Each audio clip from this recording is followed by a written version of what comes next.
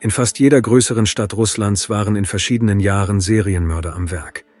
Den ersten Platz in Bezug auf die Anzahl der Serienmörder belegen Rostow und seine Umgebung. Die bekanntesten Serienmörder aus Rostow und Umgebung sind natürlich Tschikatilo, Wladimir Muschankin, Juri Zuman und Roman Burzew. Und ich habe nur einen Bruchteil dieser Verbrecher genannt. Vor kurzem habe ich das wunderschöne Kaliningrad besucht und mich gefragt, warum habe ich noch nie etwas über Serienmörder aus der westlichsten Region Russlands gehört und warum habe ich noch nie ein Video darüber gedreht? Als ich mich auf die Suche nach Informationen machte, stieß ich auf eine schreckliche Geschichte. Zwischen 1991 und 2005 wurden in Kaliningrad 12 Kinderleichen gefunden. Wer hat diese unschuldigen Mädchen getötet und warum? Und vor allem, warum konnte der Täter so lange nicht gefasst werden? In den Medien wurde der Mörder wegen seiner brutalen Verbrechen sofort als Tschikatilo von Kaliningrad bezeichnet. Lasst uns herausfinden, wer er ist. Die Serie dieser brutalen Verbrechen begann am 21. September 2001. Pilzsammler stießen auf die Leiche der 17-jährigen Olga. Sie war bis zur Unkenntlichkeit entstellt. Die Untersuchung ergab, dass das Mädchen vor ihrem Tod misshandelt worden war. Was konnte damals festgestellt werden? Nur eines: Olga war Studentin an einer Handelsschule in Kaliningrad und fuhr jedes Wochenende zu ihren Eltern nach Mamonowo. Der 13. September war ihr letzter Tag. Sie verpasste den Bus und nahm eine Mitfahrgelegenheit. Mehr Informationen konnten die Ermittler nicht in Erfahrung bringen und der Fall geriet ins Stocken. 5 Monate später, am 14. März 2002, wurde in einem Straßengraben an der Berliner Chaussee das nächste Opfer gefunden, die 14-jährige Irina Levaschowa, eine Bewohnerin des Dorfes Dolgorukowa. Die Polizei fand heraus, dass das Mädchen kurz vor ihrem Tod auf den Bus gewartet hatte. Zeugen berichteten, dass nach einer Weile ein Auto angehalten habe, in das Irina eingestiegen sei. Den Fahrer und das Auto konnten sie sich jedoch nicht merken. Das Mädchen wurde einen Tag lang gesucht, dann wurde ihre Leiche gefunden. Der Körper wies mehr als 10 Messerstiche im Nacken auf. Am nächsten Tag fand ein Schrottsammler am Rande desselben Berliner Chaussees eine weitere Leiche, Irina Tereschina, eine 19-jährige Studentin einer medizinischen Fachschule aus Pribrezhny, die seit einem Monat vermisst wurde, seit sie ein Taxi genommen hatte, um zu einer Disco in Kaliningrad zu fahren. 3 Opfer, keine Zeugen. Die Ermittler fassten die Fälle zu einem einzigen Strafverfahren zusammen, obwohl klar war, dass in der Stadt und ihrer Umgebung ein Serienmörder sein Unwesen trieb. Die Ermittler wollten dies jedoch nicht zugeben. Aber wer war dieser Mann und warum gelang es ihm so meisterhaft, keine Spuren zu hinterlassen? In der Region breitete sich Panik aus. Gerüchte über die Opfer verbreiteten sich und die Mädchen hatten Angst, das Haus zu verlassen.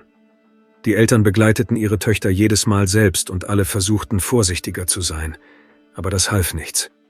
Ein paar Wochen später wurde die Leiche der 15-jährigen Anna Presniakowa gefunden, einem Mädchen aus dem Dorf Wladimirowo. Am 9. April 2002 war sie in den Nachbarort zu einer Freundin zum Geburtstag gegangen und am Abend nach der Feier auf dem Heimweg verschwunden. Ihre Überreste wurden ein Jahr später in der Nähe des Dorfes Krasnoznamensky, 3 Meter von der Straße entfernt, gefunden. Und leider wurde die Liste der Opfer immer länger. Am 15. Februar 2004 verschwand die 12-jährige Zhanna Skopzowa, eine Bewohnerin des Dorfes Dolgorukowa, spurlos. Am 13. März 2004 wurde in einem Garten in der Nähe des Dorffriedhofs die Leiche der 13-jährigen Tanja gefunden.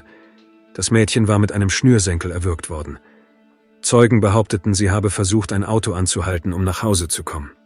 Es schien, als wäre es Zeit, Alarm zu schlagen, die Bevölkerung zu informieren, die Schwere der Lage zu erklären und die Eltern aufzufordern, ihre Töchter nicht allein auf die gefährliche Straße zu lassen und dass die Mädchen, wenn sie auf einer einsamen Straße ein Auto langsamer fahren sehen, nicht einsteigen und einfach weglaufen sollten, anstatt ihrem eigenen Tod vertrauensvoll entgegenzulächeln.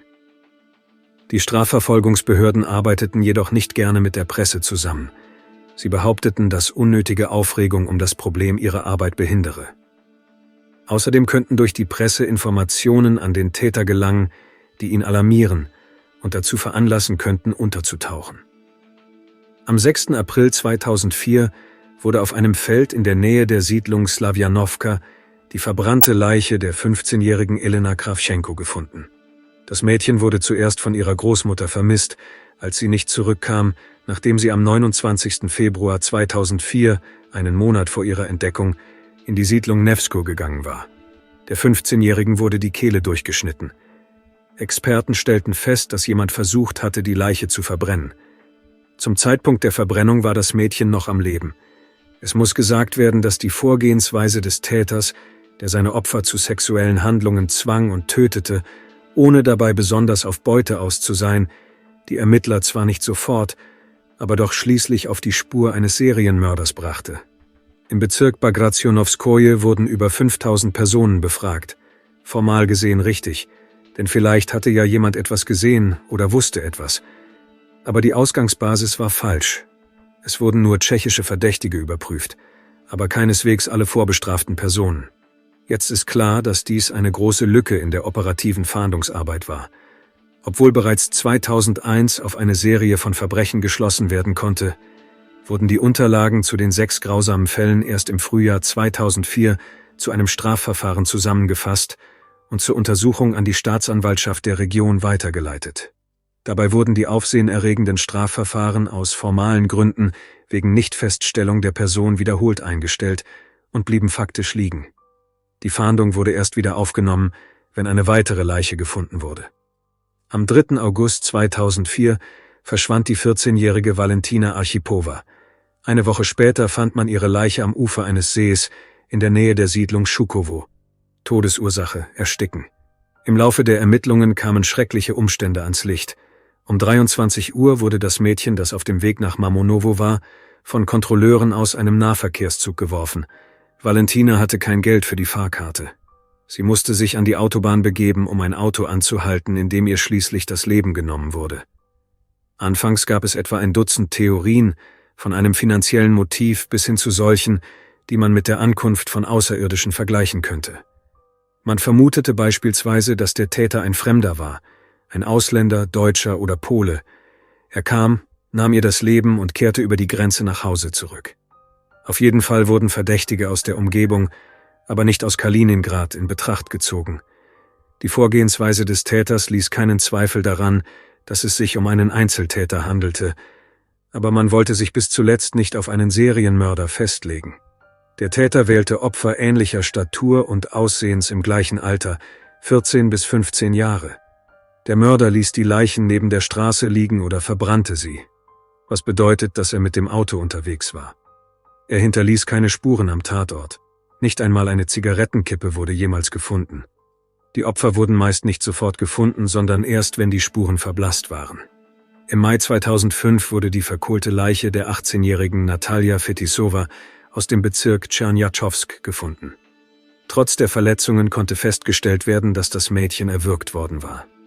Im September 2005 verschwand die 12-jährige Galia Rumjantseva auf dem Weg von einem Dorf zum Dorf Pravdinsk. Ihre Leiche wurde erst 2 Monate später mit Anzeichen von Strangulation in einem Feld in der Nähe des Dorfes Cheryomukowo gefunden. Und das ist bei weitem nicht die ganze Liste, es gab noch weitere Opfer. Außerdem ist es leider sehr schwierig, den Mörder zu finden. Er sieht völlig unauffällig aus und hat eine ganz normale Biografie. Und vor allem wurde das System, das früher gut funktionierte, als die Kriminalpolizei in Kaliningrad als die beste des Russlands galt und alle verdächtigen Personen unter Beobachtung standen, praktisch zerstört. Und schließlich, als Druck aus Moskau auf die Ermittler ausgeübt wurde, kam der Fall langsam ins Rollen. Nach so vielen Opfern kamen die besten Ermittler aus Moskau und nahmen sich des Mörders an, den die Presse bereits als Monster von Kaliningrad bezeichnet hatte. Die Strafverfolgungsbehörden überprüften insgesamt mehr als 3000 Personen, die zuvor wegen ähnlicher Verbrechen verurteilt worden waren. Das Interessanteste daran ist, dass der Mörder selbst 6-mal ins Visier der Strafverfolgungsbehörden geraten war. Und vielleicht hätte der Verbrecher weiter gemordet, wenn nicht ein Fehler passiert wäre. Eines seiner Opfer konnte fliehen. Christina lebte in der Siedlung Domnowo und arbeitete in Kaliningrad.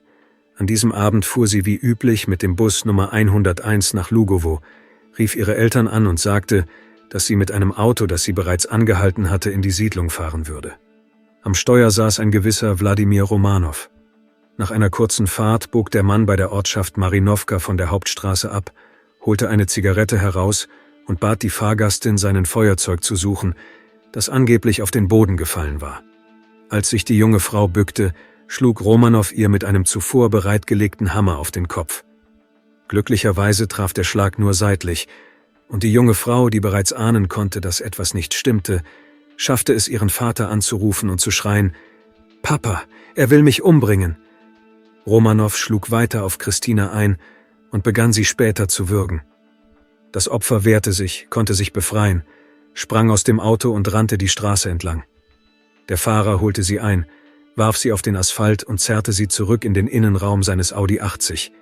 Sie schrie, wehrte sich mit aller Kraft, während Autos vorbeifuhren, aber niemand dachte auch nur daran anzuhalten und nachzusehen, was ein erwachsener Mann in der Dämmerung mit einem Mädchen, das wie eine Schülerin aussah, auf dem Vordersitz tat.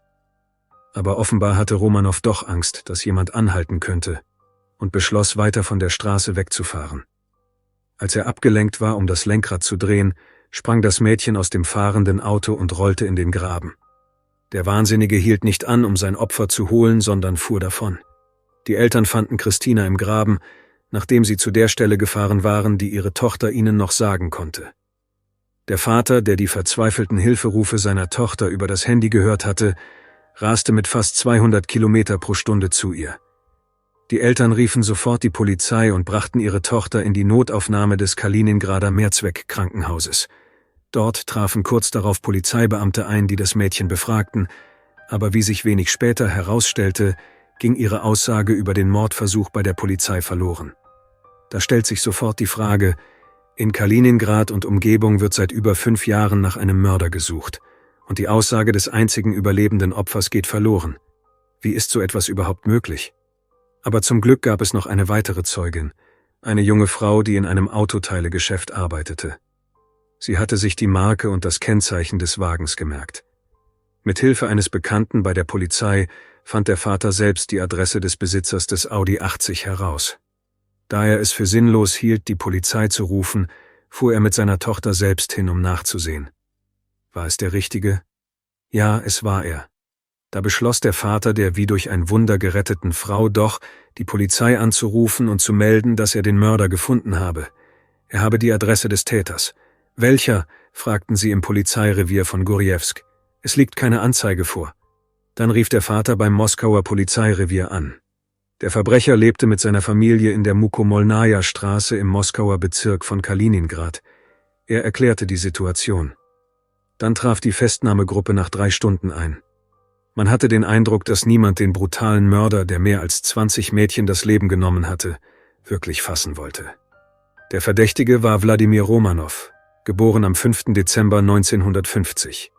Zum Zeitpunkt seiner Festnahme war er 55 Jahre alt. Und egal, was manche über sein Alter geschrieben haben, zu dieser Zeit war er Rentner. Als der ältere Mann festgenommen wurde, saß er, Wladimir Romanow, Zimmermann SMU Nummer 2, ruhig da und trank Tee. Soldaten in Helmen, Schutzwesten mit Maschinenpistolen und Schlagstöcken stürmten in seine gemütliche Wohnung. Sie lösten bei ihm echte Verwunderung aus. Er hatte offensichtlich keinen Besuch von der Polizei erwartet.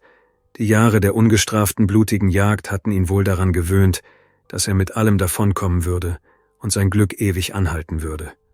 Vielleicht wäre es auch so gekommen, aber all die Jahre konnte sich der Vater eines der Opfer Romanows, Wladimir Tereschin, nicht damit abfinden.